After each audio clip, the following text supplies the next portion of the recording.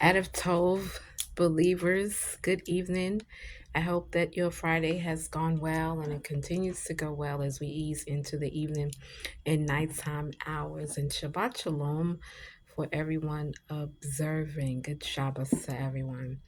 So we are starting on life principle number 2 from Dr. Charles Stanley. So welcome to the New Wine Channel. I am Apostle Regina Claxton, and we've been in a series where we're doing life principles along with scripture, just kind of tying it all together to see how it works for us, like the word does. It comes to clean, to chastise, to correct.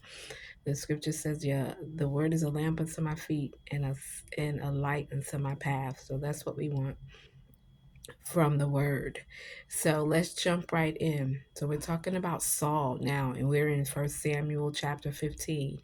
So Saul, having been anointed king by Samuel the prophet over Israel, is now given instructions to destroy the people of the Amalekites and everything that they own, all of their livestock and just everything belonging to them. And it's a very sad story because women and children would be slaughtered, right? And this was an act of revenge. It was vengeance from the Most High to the Amalekites who had made themselves enemies of the Hebrews and the children of Israel when they were coming out of Egypt. And so this is the Most High Yahuwah repaying in such a hard way.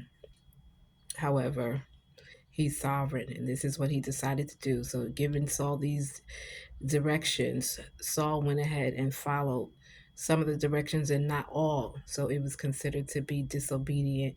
So let's go to the scripture and see what it says. I'm reading from the New American Standard Bible, but you use the Bible of your choice. And we're still talking about pride and preference, the idolatry of both.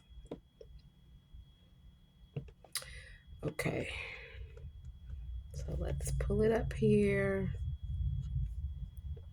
Uh-oh.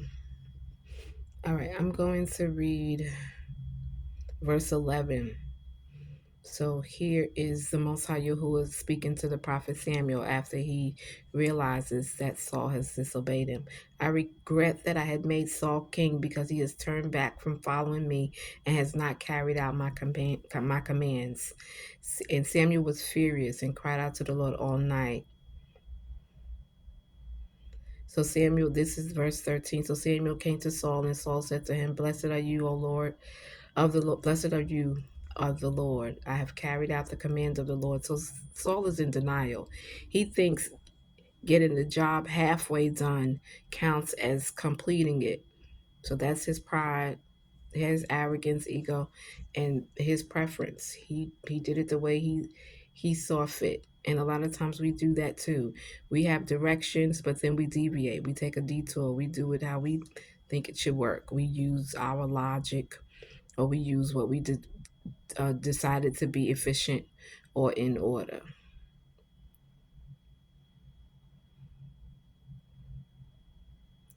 But Samuel said, and this is verse 14, "What then is the bleating of the sheep in my ears and the bellowing of the oxen which I hear?" Saul said, "They brought them from the Amalekites." They, meaning the people. So here's Saul not taking accountability. First, he's in denial, and then he's not taking accountability because he doesn't believe he should be accountable for anybody.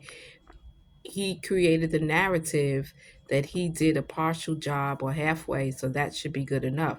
So he was in denial about under any faults or any wrongdoing, and then he's like, "Oh well, the people decided what they wanted to do."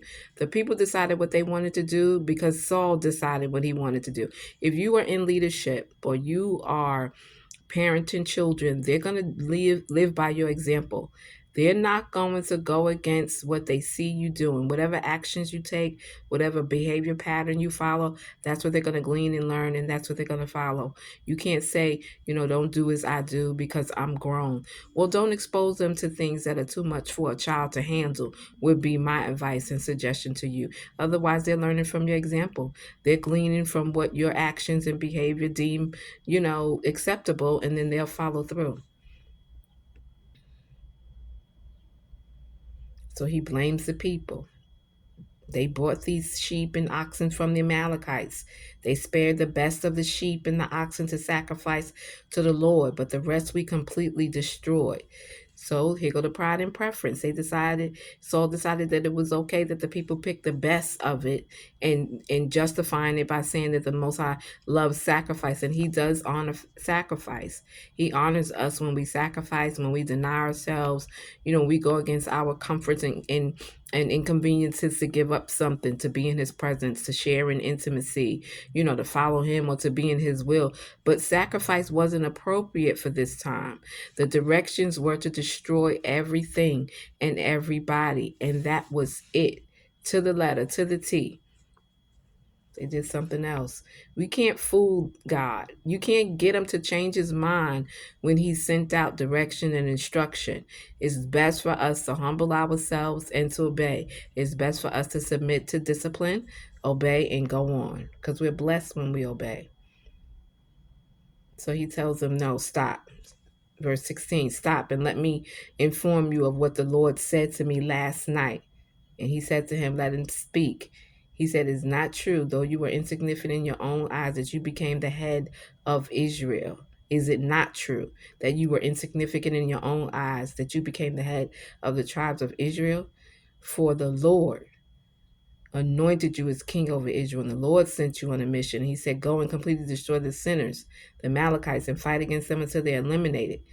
Why then did you not obey the voice of the Lord? Instead, you loudly rushed upon the spoils and did what was evil in the sight of the Lord. If it's a true sacrifice and it's not evil, it's because the Lord had already ordained it. But He's not going to go outside of what He ordains. He's not going to go against His word. He's not going to go outside of His sovereignty. Is why we respect the sovereignty. So then the Most High Yah has regretted making Saul king, and then what happens? Saul loses his kingship, and what happens? It's like a domino effect in Saul's life. So then Saul is jealous of David, and he wants to kill David. Then Saul is in a battle, and he and his son Jonathan both die. And what happens? The children, Saul's grandchildren, or the children of Jonathan, the son of Jonathan, Mephibosheth, and then any other children from grandchildren and from Saul, any of those generations are scattered or maybe killed or whatever it was.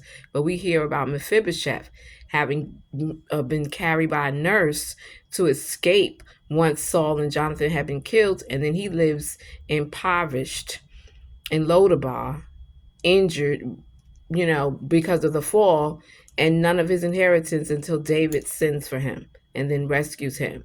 Thank the Most High for the integrity, honesty, and the humility of David to rescue Mephibosheth. But had Saul obeyed, none of these things would have hit the generations. None of these things would have hit his other children, or his grandchildren, or nobody in his family, or who he had considered of his household. That one act of obedience was a domino effect in the lives of so many others. We have to be careful that we're not creating a mess where there wasn't any, because we're so prideful and we want things our way, and we prefer things our way. So here's the life principle. Whatever you acquire outside of Yah's will eventually turns to ash. So his kingship turned to ash. He was no longer remembered as a celebrated king. He was remembered as a king who disobeyed. And when he died, he died a king that was in disobedience, was on the run, and was still in war. So it's very sad. So anyway, that's life principle number 2, video number 2. We'll be back with video number 3